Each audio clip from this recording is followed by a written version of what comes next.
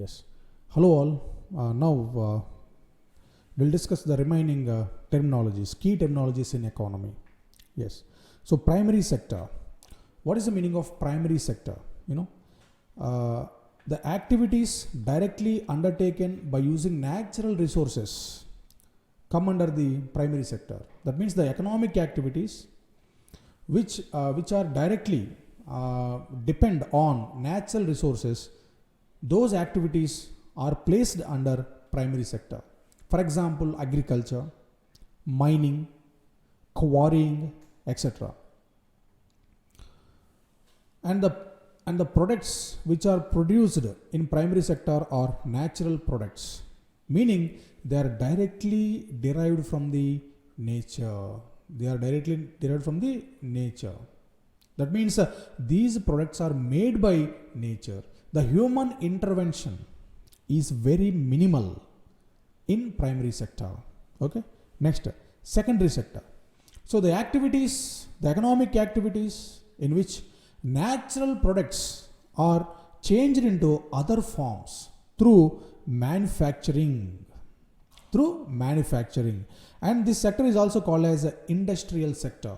For example, automobile manufacturing and processed food, etc. comes under the secondary sector. Am I making sense? Right. And tertiary sector or service sector. Tertiary sector is also called as a service sector because tertiary sector do not produce any goods. Tertiary sector produces only services. For example, education, health, telecommunications, and lawyers, etc. All these come under tertiary sector. And of course, service sector acts as an aid to the primary and secondary sector because knowledge is required to exploit the resources from the nature. Knowledge is required to manufacture the goods. So knowledge is provided by the tertiary sector because education come under tertiary sector, right? So therefore, the activities under the tertiary sector help to develop primary and secondary sectors, right? And of course, the activities do not produce any good, but they are an aid or a support for the production processes. So as countries develop, more and more demand for services comes up. Yes or no? See, for example, if you take European countries, their 60% to 70% of their GDP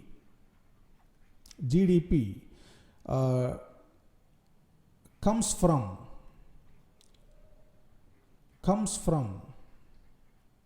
service sector. That's why they are called developed countries. Okay. And of course, if you take our country, India, the service sector, the share of service sector in India's GDP is more than 50%. Okay, right. And next, organized sector and unorganized sector. What is the difference between organized sector and unorganized sector? Next terminology. So organized sector means a sector which is registered with the government and it has to follow rules and regulations, and there is a security of employment, and the workers should work for a fixed number of hours and several benefits during the tenure as well as after retirement. So these are the traits of or the characteristics of the organized sector. For example, if you take Reliance Industries or Tata companies, and government companies like BHEL,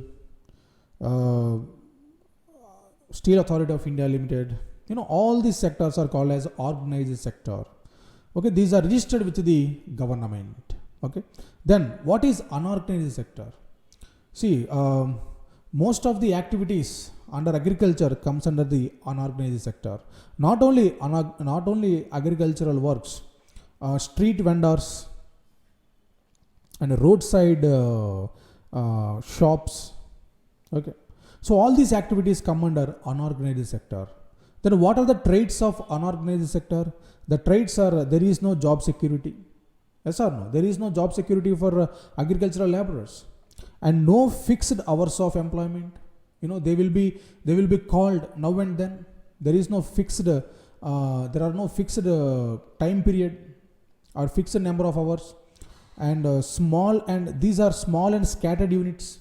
This unorganized sector is a small and scattered units, and people can be asked to leave anytime. That means there is no job security. Okay, and more than 90% in our country are in unorganized sector. Okay, so that means the need of the hour in our country is job security, right? So every person should be given job security, and this is the only way to alleviate poverty from India. So because of lack of job security, people are coming under poverty trap. They are falling under poverty trap. So this is the main reason, right? That means only 10% of the India's workforce is in organized sector. 90% of almost approximately 90% of the workforce is under unorganized sector. Am I clear? Right. Then what is the difference between public sector and private sector? See, public sector means the majority of the ownership is held by the government.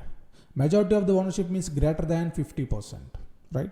And private sector means majority of the ownership is held by the private people. That is greater than 50%. Is called as a private sector, right? For example, HAL, Hindustan Aeronautics Limited,